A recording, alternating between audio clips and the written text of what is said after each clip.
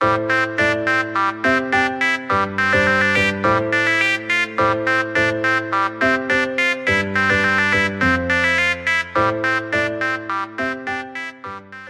জানো তো আজকে ছেলে মেয়েরা আবদার করেছে ওরা সন্ধ্যাবেলা পাস্তা খাবে। ও বাবা, তাই নাকি? ঠিক আছে, পাস্তা করবো আজকে তাহলে রেসিপিটা হয়ে যাক পাস্তা।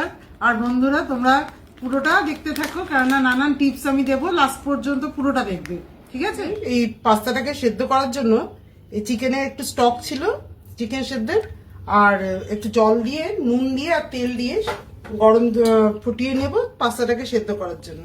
এই 5-7 মিনিট সেদ্ধ করে নিয়েছি, সেদ্ধটা একদম হয়ে গেছে। সেদ্ধ হয়ে যাওয়ার পর কিন্তু কখনই ঠান্ডা জলে আর দেওয়া যাবে না, আর একটুখানি সাদা তেল লাগিয়ে রাখতে হবে, তাহলে জুসি হবে খেতে। সাদা তেল দিয়ে নিয়েছি, এবার ডিমটা ভেজে নেবো। ডিম বুঝি না, ডিমটা এরকম করে ভেজে এবার তুলে নেবো। 2 চামচ বাটার দিয়ে দিচ্ছি। সাদা তেল দিয়ে দিয়েছো? হ্যাঁ, আগে সাদা তেল দিয়ে বাটারটা দিলাম 2 চামচ। এবার রসুনের কিমাটা দিয়ে দিচ্ছি। কিমাটা এবার অল্প ভেজে নেব। যতটা বাটার দিয়েছি ঠিক ততটাই ময়দা দিয়ে দেবো। এবার এটা ভালো করে নাড়বো যাতে কোনো রকম লাম্প না হয়। স্বাদ অনুযায়ী নুন দিয়ে দিলাম। এবার চিলি ফ্লেক্স দিয়ে দিচ্ছি। অরিগানো 1 চামচ দিয়ে দিলাম। এবার এই দুধ দিয়ে দিচ্ছি।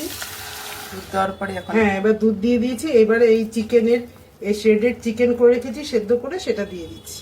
এবার আরেকটু দুধ দিয়ে দিলাম। ঘন হয়ে গেছে একদম? না, দিতে হয় দুবারে। আচ্ছা, এই চিজটা গ্রেট করে রেখে দিয়েছিলাম, এই চিজটা দিয়ে দিলাম। এবারে পাস্তাগুলো ফাইনালি দিয়ে দিচ্ছি। এবারে এটাকে ভালো করে নাড়িয়ে 2 মিনিটের জন্য ঢাকা দিয়ে দেবো। এই ডিমটা উপর থেকে ছড়িয়ে 2 মিনিট ঢাকা দিয়ে রেখে দেবো। আমাদের এই হোয়াইট সস পাস্তা একদম রেডি। দেখো বন্ধুরা, আর গন্ধটা ভালো বেরিয়েছে না? দারুণ, খুব সুন্দর হয়েছে গন্ধ। বন্ধুরা, আমাদের হোয়াইট সস পাস্তা একদম রেডি। তোমরা অবশ্যই বাড়িতে এভাবে ট্রাই করবে। আর প্লিজ আমাদের ধাবাটা একটু ফলো করে দিও।